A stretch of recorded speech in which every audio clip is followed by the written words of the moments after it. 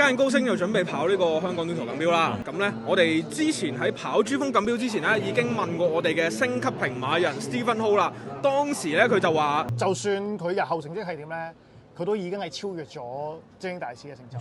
咁而家已經贏埋啦，啲馬迷係咪咁認同呢？我哋一齊去問下人啦。好，咁你覺得嘉應高升偉大啲定係精英大師偉大啲呢？哇，幾難答下喎，兩個時代都唔同。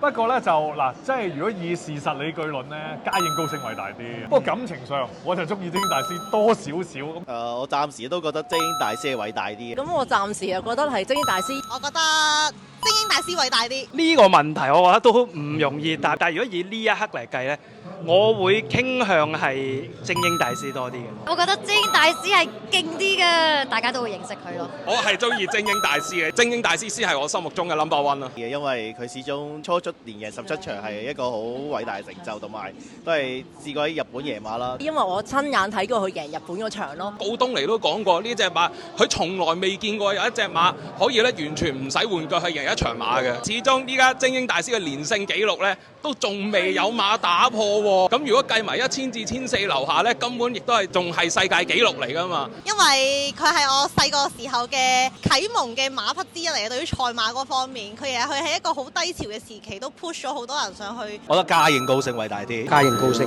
嘉應高升。咁我而家覺得梗係嘉應高升偉大啲啦。我自己就覺得嘉應高升偉大啲。始終咧佢賣贏咗全球最高獎金嘅珠穆朗瑪峰錦標喎，相信咧翻到嚟香港咧，繼續有得贏嘅。因為嘉應高升實在係破咗，除咗精英大師17連勝紀錄之外，我覺得即將會破嘅，其他可以做嘅紀錄全部破晒，我覺得嘉應高升。因為始終精英大師咧，我未出世嗰個年代，唔係講笑啫，出咗世啦，但係太細個啦。同埋我記得精英大師雖然係有喺日本短途錦標係贏過噶嘛，但係始終獎金都係嘉應高升比較高啦，同埋叫做珠峰錦標係全球最具代表性嘅一個海外嘅賽事。